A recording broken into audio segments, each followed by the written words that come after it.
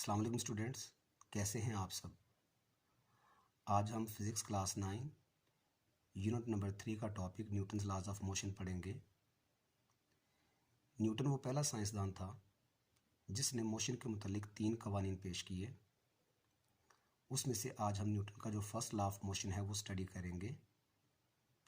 इस लॉ के मुताबिक न्यूटन ने जो स्टेटमेंट पास की मुख्तलिफ ऑब्जेक्ट्स की स्टेट ऑफ रेस्ट और ऑफ यूनिफॉर्म मोशन के मुतालिक, उसके मुताबिक न्यूटन बयान करता है कि अगर कोई चीज़ रेस्ट में है तो वो अपनी रेस्ट की हालत को जारी रखेगी, और अगर कोई चीज़ मोशन में है तो वो अपनी इस मोशन को लगातार जारी रखेगी बशर्ते कि उस पर कोई फोर्स अमल ना करे। तो इस बात को अगर प्रॉपर वर्डिंग में बयान किया जाए तो हमारे पास इसकी स्टेटमेंट बनती है, a body continues it's state of rest. कोई चीज़, कोई बॉडी अपनी रेस्ट की हालत को जारी रखती है और ऑफ यूनिफॉर्म मोशन, या अपनी यूनिफॉर्म मोशन की हालत को in a straight line provided no net force acts on it. शर्त यह है कि इस पर कोई बैरूनी फोर्स अमल ना करे। अब इस लॉ के दो हिस्से हैं। पहले हिस्से में, पहले पार्ट में न्यूटन बयान करता है कि अगर कोई चीज़ रेस्ट में है तो वो रेस्ट में ही रहेगी। ये चीज़ हमें डेली लाइफ में देखने को मिलती है।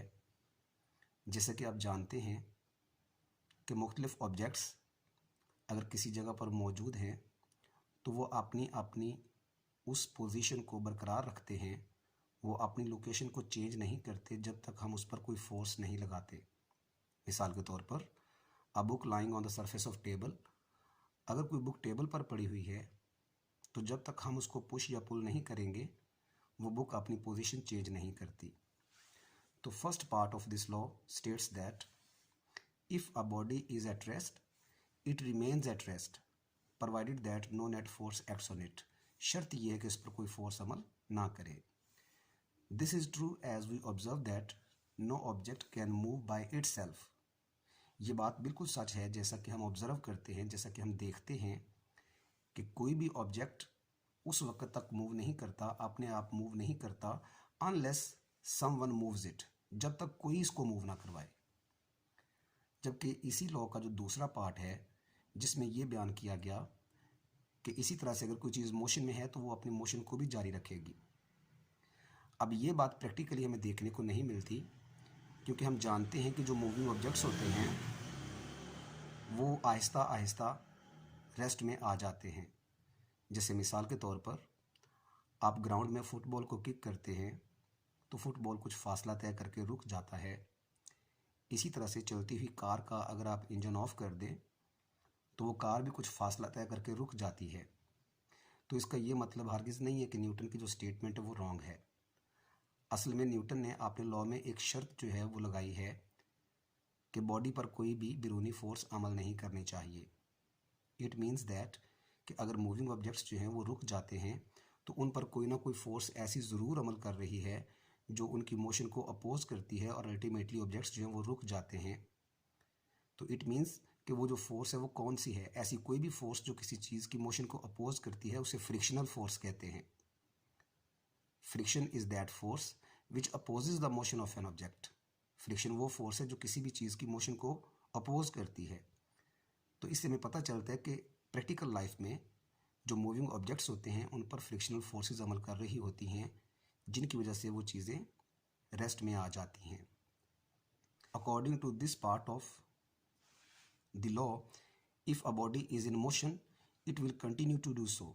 यानी अगर कोई चीज़ मोशन में है तो वो ऐसा करना जारी रखेगी unless it is compelled by some force to come to rest, जब तक कोई फोर्स इसको रेस्ट में आने के लिए मजबूर ना करे।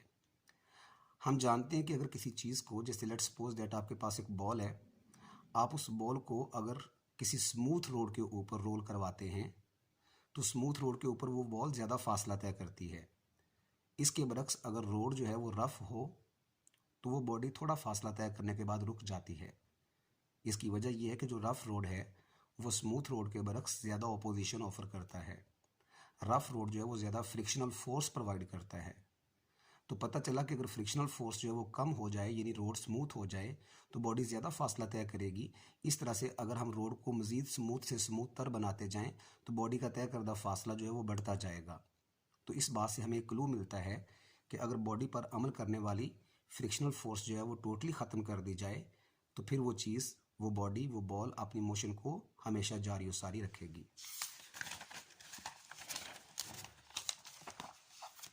ये बात यहाँ पर बयान की गई है कि a ball rolled on a rough road stops earlier than that road on a smooth road, कि एक बॉल जो रफ रोड पर रोल करवाई गई है वो जल्दी रुक जाएगी बनिस्बत उसके कि अगर उसको किसी स्मूथ रोड पर रोल करवाया जाए। It means rough surfaces offer greater frictional force. इसका मतलब ये है कि जो रफ सर्फेसिस होती हैं वो ज़्यादा फ्रिक्शनल फोर्स प्रोवाइड करती हैं। If there is no friction to oppose the motion, अगर मोशन को अपोज करने वाली कोई फ्रिक्शन मौजूद ना हो, then it would never stop, तो बॉडी कभी नहीं रुकेगी। As this law deals with inertial properties of the matter, so it is also called law of inertia. तो जैसा कि ये जो लॉ है ये बॉडीज़ की इनर्शियल प्रॉपर्टीज़ को डील करता है। अब हम पढ़ चुके हैं कि इनर्शिया क्या है। इनर्शिया की तारीफ़ के मुताबिक हम जानते हैं कि तमाम चीज़ें अपनी हालत को बरकरार रखने की कोशिश करती हैं या फिर तमाम चीज़ें अपनी हालत में तब्दीली के ख़िलाफ़ मुज़ाहमत पेश करती हैं। मतलब ये कि अगर कोई चीज़ रेस्ट में है तो वो रेस्ट में रहना चाहती है, और अगर कोई चीज़ मोशन में है तो वो मोशन में ही रहना चाहती है। तो this is the inertia of the body. तो यही बात जो है ये न्यूटन का फर्स्ट जो लॉ है वो बयान करता है कि जो चीज़ें रेस्ट में हैं वो रेस्ट में रहेंगी और जो चीज़ें मोशन में हैं वो मोशन में रहेंगी, बशर्ते कि उन पर कोई फोर्स अमल ना करे। तो इट मीन्स दैट कि जो पहला कानून है वो बॉडीज़ की इनर्शियल प्रॉपर्टीज़ को डील करता है, इसलिए हम इसे लॉ ऑफ इनर्शिया भी कहते हैं। Class 9, thank you so much. अल्लाह हाफिज़।